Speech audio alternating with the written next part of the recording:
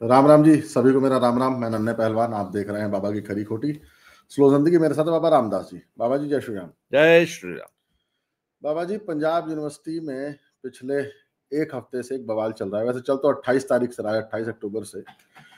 Punjab university एक autonomous university थी जिसमें सेंटर फंडिंग करता था 60%, 40% फंडिंग आती थी स्टेट गवर्नमेंट से। 250 करोड़ रुपए का बकाया कर दिया है पिछले 3 साल में अरविंद केजरीवाल की आम आदमी पार्टी द्वारा, जो सरकार वहां चल रही है, भगवंत मान साहब की जो पार्टी है, 250 करोड़ की। तो 28 तारीख को एक नोटिफिकेशन जारी कर दिया सेंट्रल गवर्नमेंट ने कि भैया जब यूनिवर्सिटी का सारा खर्चा हमने ही देना है तो तुम्हारी ऑटोनॉमी खत्म करेंगे। मतलब तुम्हारा जो तुम खुद के दोस्त से चलते थे ना, हम चलाएंगे यूनिवर्सिटी, सेंट्रल यूनिवर्सिटी बनाएंगे उसको। तो भैया पंजाबियों की अणख जग गई है। अब जग गई। जब पैसे देने थे तब नहीं जगी। तब नहीं जगी जी। तब तो जैसे नहीं वो कहते हैं कबूतर अपना पिछवाड़े में सिर डाल लेता है, वो वाली पोजीशन थी। अब जग गई और आ गए हैं रोड पे। साथ में आ गए हैं नीले घगरे वाले और साथ में आ गए हैं पीले पगड़। हाँ, एकदम। अब किसान जत्थेबंदियां, ये फलानी जत्थेबंदी, ढमकानी जत्थेबंदी, सब इकट्ठे हो गए हैं और सेंट्रल गवर्नमेंट को उन्होंने। नहीं, किसान जत्थेबंदी का पंजाब यूनिवर्सिटी के मसले में धरना लगाने का क्या मतलब है? नहीं, निहंगों का धरना लगाने का क्या मतलब है? निहंगों का धरना लगाने का क्या मतलब है? स्टूडेंट लगाते नहीं, दे हैव बिकम प्रोफेशनल धरनेबाज। इनको जो धरना जीवी नाम दिया गया है, मतलब हर चीज में इनको धरना लगाने का बहाना चाहिए। जी। वो जो मीका गिल कहते हैं ना, प्रधान जी लुधियाने वाले सरपंच साहब, सीधा धरनाबाज कौम हो चुके हैं जी। धरनेबाज कौम हो चुकी है। हमें 24 घंटा विक्टिम प्ले करना है। चलो अब मैं आपको थोड़ा सा बताता हूँ असली बवाल क्या था। पंजाब में यूनिवर्सिटी के अंदर दो चीजें हैं, सेनेट और सिंडिकेट। मतलब यूनिवर्सिटी चलाने का जो मैकेनिज्म है, मैकेनिज्म, उसमें क्या है कि पहले सेनेट बनती है। Senate is kind of parliament कि भाई यूनिवर्सिटी की एक पार्लियामेंट है। उसमें 91 मेंबर हैं जो कि इलेक्ट होके आते हैं। इलेक्शन होता है पूरा और 9 नॉमिनेटेड होते हैं। फिर जैसे मान लीजिए 100 सांसद हो गए। अब नहीं, उसमें एक दर्शकों के क्लैरिटी के लिए एक बात बता भाई, इलेक्ट होके आते हैं। अब कौन चुनाव लड़ सकता है सेनेट का? पूर्व छात्र, जो ये MLCs नहीं होते हैं, ग्रेजुएट वाले, वो लड़ सकते हैं। पूर्व प्रोफेसर लड़ सकते हैं, यूनिवर्सिटी पूर्व छात्र नेता लड़ सकते हैं, स्टूडेंट्स लड़ सकते हैं, ये लोग लड़ सकते हैं चुनाव।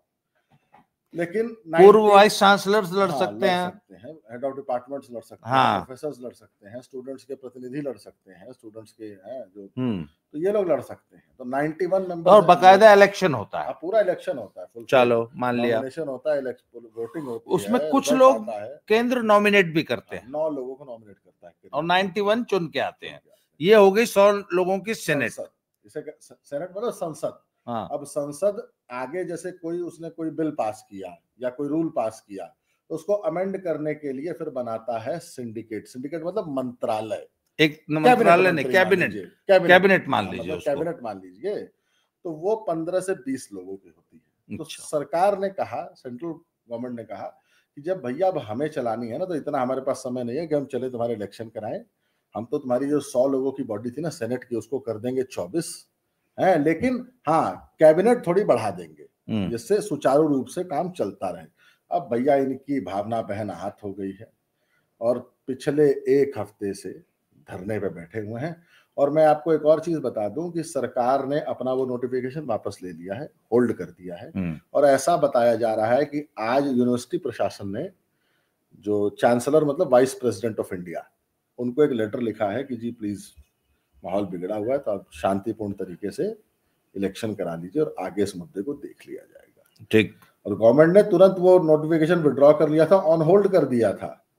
और ऐसा सुनने में गवर्नमेंट ने कह भी दिया कि ठीक है मैंने इलेक्शन पर ये तो छात्रों का मसला है ना। हाँ, ये जो भी विवाद था, अब उसमें मैं बताता हूँ ना, अब उसमें कूद गई है पंजाब की सारी किसान जत्थेबंदियां, SGPC, खालिस्तानी एलिमेंट्स और पंजाब की सारी पॉलिटिकल पार्टीज, और हर वो आदमी जो कहता है साडी तां नस्ल कुशी हो रही है, गवर्नमेंट साडे नाल धक्का। एक तो इनका जो सबसे बड़ा तकिया कलाम बन चुका है हर चीज में, गवर्नमेंट साडे नाल धक्का कर रही है। आज एक लड़की चिल्ला चिल्ला कह रही थी कि 84 च साडे लोक मारे, 78 तो लेके 94 तक, 84 च साडे नाल नस्लकुशी की है ते किसान अंदोलन के खिलाफ जो टाइम से और साडियां जमीनां खोण की कोशिश की गई।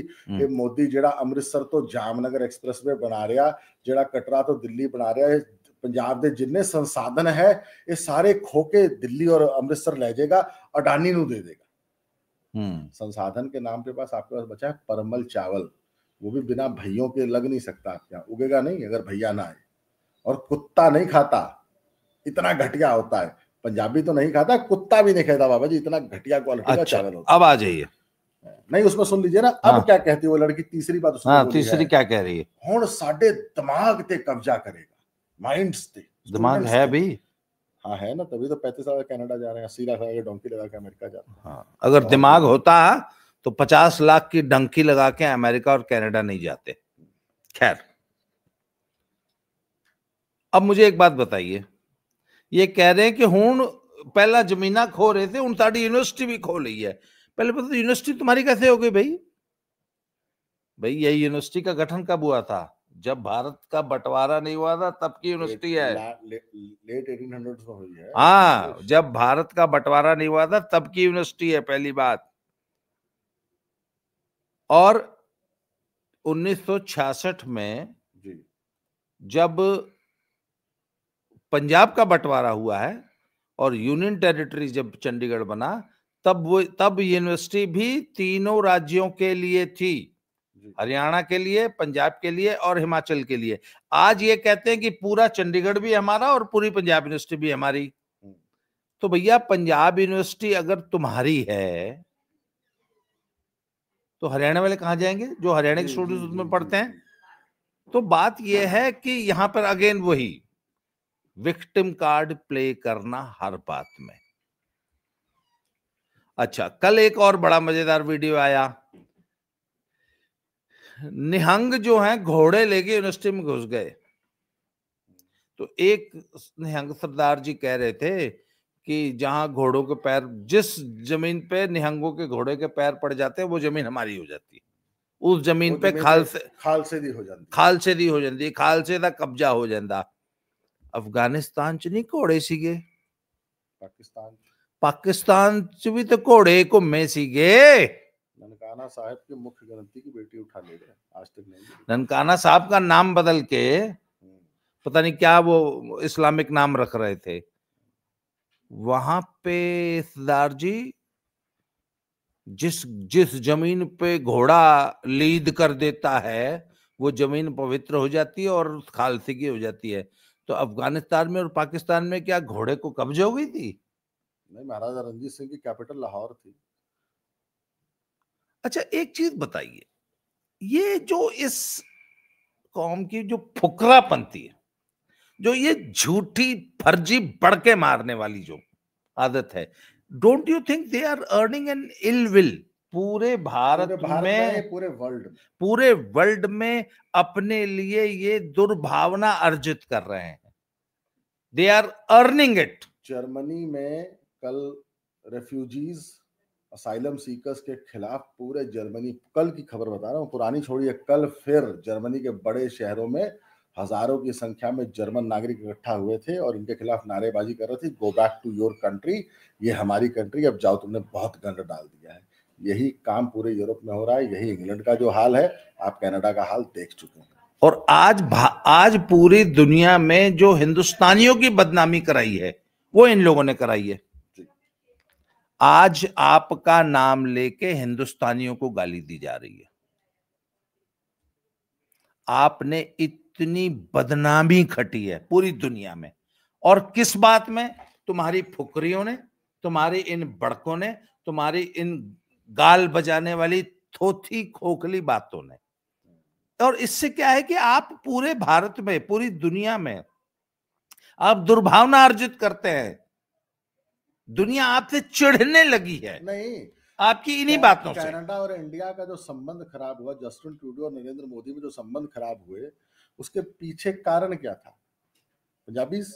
यस, हैं वो एक लंबी दाढ़ी वाले सरदार जी वहां जो मंत्री हैं, और यही पन्नू और और वो जो 2-4 मारे गए, इन्हीं की वजह से ना माहौल खराब हुआ कि मोदी ने कहा कि तुम्हारे देश में बैठ के इंडिया के खिलाफ एक एजेंडा चलता है और तुम क्या कर रहे हो। ट्रूडो को बात बड़ी बुरी लगी और अंत में संबंध खराब हुए। इससे नुकसान किसका हुआ? इन्हीं का हुआ। नहीं, कनेडियन नागरिकों का हुआ। आज लात मार के तुमको पूरी दुनिया से जो वापस डिपोर्ट किया जा रहा है, भगाया जा रहा है, क्योंकि तुमने वहां ये माहौल बना दिया। तो अब आ जाते हैं जरा वापस पंजाब यूनिवर्सिटी चंडीगढ़ में।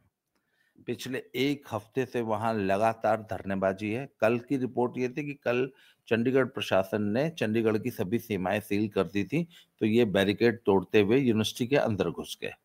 वो अच्छा, इनके जो मैंने एक चीज और देखी है, इनके हीरोज जो है ना आजकल, वो तमाम फुकरे और फर्जी लोग बन रहे हैं। पहले इन्होंने वो मूसेवाला को अपना हीरो बना रखा था, फिर वो एक दीप सिद्धू पता नहीं कहां से आ गया, वो इनका हीरो बन गया। फिर एक वो दुबई वाले छोटे डुप्लीकेट संत जी वो आ गए, वो इनके हीरो बन गए। अब इन्होंने कल एक नई लड़की हीरो बना रखी है, मेरी बांह छाट दे। ला जी, एक डायलॉग बोल दिया उसने, वो वीडियो वायरल करके बोला यही साढ़े हीरोइन है।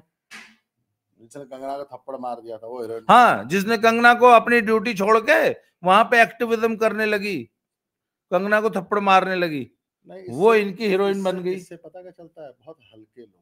हाँ, मतलब गुरु नानक देव जी, गुरु गोविंद सिंह जी, आइडेंटिटी क्राइसिस है। और कौम के पास सच्चे हीरोज, सच्चे अचीवर्स की कमी है। रैपर हीरो है, भगत सिंह नहीं, अब सिद्धू मूसेवाला क्रांति। अरे यार मेरी बात सुनो, जितने उस रैपर के वीडियो चलते थे ना, उससे ज्यादा निरहुआ और पवन सिंह और खेसारी के गाने चलते हैं भोजपुरी के, जिसको हम मतलब कुत्ते के गू बराबर भी वैल्यू नहीं करते इन सिंगर्स की या उनके गानों की। नफरत करते हैं जो लोग उनके गानों को सुनते हैं, उनको हिकारत की दृष्टि से देखा जाता है। ये वैल्यू है इन सिंगर्स की। 10, 20, 50 मिलियन व्यूज तो उनके गानों के हो जाते हैं ज्यादा। तो बात यह है कि आप किन लोगों को अपना हीरो बना रहे हैं, कौम का हीरो। अच्छा, जो वो बात उसने कही कि ये धरनेबाजों की कौम बन गई है, हर बात पे धरना। पंजाब यूनिवर्सिटी चंडीगढ़ में किसान जत्थेबंदियों का क्या काम था, वो क्यों आई? निहंगों का क्या काम था, वो क्यों आए? नहीं, गवर्नमेंट ने 7 तारीख को उस नोटिफिकेशन पे होल्ड लगा दिया था और नई नहीं, इनको पंजाब का माहौल खराब करने के लिए, पंजाब में अराजकता फैलाने के लिए, पंजाब में धरना लगाने के लिए रोज एक नया बहाना चाहिए, मोदी को गाली मौका चाहिए। और जैसे ही मौका मिले धरने, मतलब मुझे लगता है धरनेबाजों के बैग हमेशा पैक रहते होंगे। मुझे लगता है कि इनकी सबसे बड़ी प्रॉब्लम पता है क्या, आइडेंटिटी क्राइसिस। आपने सही कहा। 84 में इनके साथ राजीव गांधी की और इंदिरा गांधी की सरकार ने क्या किया दिल्ली में और पूरे इंडिया में, सबने देखा। और 92 में बेअंत सिंह की सरकार लाए थे, फुल फ्लेज्ड, फुल पावर की सरकार है। अच्छा, उसी बेअंत सिंह को फिर बुच्चड़ सिंह कहते हो कि 3 साल उसने हमारे बच्चों की नस्लकुशी की है। और तो बेअंत सिंह के बाद अब तक कितनी बार कांग्रेस की सरकार बनवा दी तुमने? अमरिंदर सिंह 2 बार है, 2 बार अमरिंदर सिंह, इस बार भी एक टाइप से है वैसी ही सरकार है इस बार भी। बीच में 10 साल अकाली थे। अच्छा, इनके धरनेबाजों की जो वो बता दूं मैं, वो एयरफोर्स में जो एयरबेस होता है ना, उसमें फाइटर प्लेन्स हमेशा एकदम रेडी खड़े रहते हैं। और जहां पे फाइटर प्लेन खड़ा होता है, उससे करीब 50, 60, 70, 80 मीटर की दूरी पे एक रूम होता है जिसमें कुछ पायलट्स 24 घंटे ड्यूटी देते हैं। और हूटर बजता है और द वर्ड इज स्क्रैम्बल, में जहाज में बैठ जाते। और शूट, जैसे 100 मीटर का स्प्रिंटर शूट मारता है ना, वैसे शूट मारते हैं जहाज की तरफ, और जहाज 2 से 2.5 मिनट में तो उड़ जाता है। मुझे लगता है ये धरनेबाज भी है ना पंजाब में, ऐसे ही बैग पैक करके 24 घंटे बैठे रहते हैं। और जैसे ही शब्द आता है धरना धरना, और ये शूट मारते हैं, चलो धरना स्थल पे भागो। अच्छा, हर धरना स्थल पे ये पहुंचेंगे, हर इवेंट में ये पहुंचेंगे, अच्छा हर चीज में निहंग सिख जरूर पहुंचते हैं। क्या मतलब भैया, तुम ये गुरु की लाडली फौजें, आपका काम है धर्म की रक्षा करना। ना ना ना, आजकल एक नए बिजनेस में नहीं नहीं नहीं, एक मिनट एक मिनट, आपको दौड़ लगानी चाहिए, घोड़े लेके जाना चाहिए जहां चंगाई सभा हो रही है, आपको दौड़ लगानी चाहिए जहां गरीब भोले भाले हिंदू सिखों का धर्मांतरण, ये ईसाई मिशनरियां, एक बोरी चावल और अमृतसर में 500 रुपए के सूट पे धर्मांतरण हो रहा है। आपको दौड़ लगानी चाहिए वहां कि हमारे सिखों का धर्मांतरण हो रहा है। नहीं, आपने आज तक किसी चंगाई सभा में या आज तक किसी धर्मांतरण वाले उसमें किसी निहंग सिख को इंटरफेयर करते, कुछ घर वापसी के लिए, धर्म बचाने के लिए कुछ करते देखा? वो जहां धरनेबाजी करनी है वहां पहुंच जाते हैं, जहां अच्छा, जहां इनको मालूम है कि गवर्नमेंट और पुलिस हमको कुछ नहीं कहेगी। अच्छा एक मिनट, चंगाई सभा में क्यों नहीं जाते हो? क्योंकि चंगाई सभा में तुम्हें कूट के रख देंगे, तुम्हारी सारी, वो इनसे एकदम भिड़ जाते हैं, वो 1 मिनट में भिड़ जाते हैं तुमसे। 1 मिनट ना तुम्हारा लिहाज करते हैं, ना तुमसे डरते हैं जरा सा भी। तो भैया अपना सूरमागिरी जो है ना ईसाई मिशनरियों पे दिखाओ, वहां आपकी ज्यादा जरूरत है, यूनिवर्सिटी में आपकी कोई जरूरत नहीं है जी। तो उसमें एक बात और ऐड कर दूं ना जी, वो तो इनके भाई बन चुके हैं, कुछ लोग उनसे फंडिंग ले रहे हैं और उनके दिमाग में एक बात को डाल दिया गया कि ना ना ना मुसलमान तो साडे भरा आया, ईसाई साडे भरा आया, ये आरएसएस बीजेपी ते हिंदू साडे दुश्मन है। आज पूरे पंजाब में मैं, अच्छा एक और नया प्रोफेशन आजकल पकड़ लिया है निहंग सिंहों ने, नए नए यंग लड़के हैं निहंग सिंह बन जा रहे हैं और शादियों और पार्टियों और फिल्मों के प्रमोशन में एज ए बाउंसर काम करते हैं। लिटरली मैं वीडियोस दिखा दूंगा आपको, 1000 रुपए की दिहाड़ी पे बाउंसर का काम कर रहे हैं, 800 रुपए पे। और वो बाना, वो इतना पवित्र बाना पहन के, नहीं नीला घघरे नहीं पहन रहे हैं, पैंट और शर्ट ब्लू कलर की और कड़ा कृपान और बाकी वेशभूषा वही है, तलवार लेके और 3 फुटी और किर्च लेके और एज अ बाउंसर काम कर रहा है। मैं आपको अभी वीडियोस डाल दूंगा, मैं डिस्क्रिप्शन बॉक्स में किसी को चाहिए तो मैं लिंक डाल दूंगा, मैं पहला कमेंट भी वो एक वीडियो डाल देता हूं, आप देख लो कि Nihang Singh working as bouncers in different sectors of Punjab. शादियों में पेड प्रमोशन, जहाँ जैसे किसी हीरो ने आना है, किसी एक्टर ने आना है, किसी सिंगर अपना गाना प्रमोट करने किसी मॉल में आना है, तो वहां पे वो लोकल एक बाउंसरों की टीम को हायर कर लेता है, उसमें एज अ बाउंसर काम कर रहे हैं। ये बाना पहन, जिस पवित्र बाने को ऐसे बदनाम कर रहे हैं कुछ लोग, वहां नहीं इनके वहां, अच्छा वहां असली निहंग सिंह क्या कर रहे हैं, वो उनको क्यों नहीं रोकते हैं? बस नहीं रोक रहे हैं, लेकिन पंजाब यूनिवर्सिटी में पहुंच गए, चंडीगढ़ में, वहां जाके धरना कर रहे हैं, मोदी हाय मुर्दाबाद, आरएसएस मुर्दाबाद।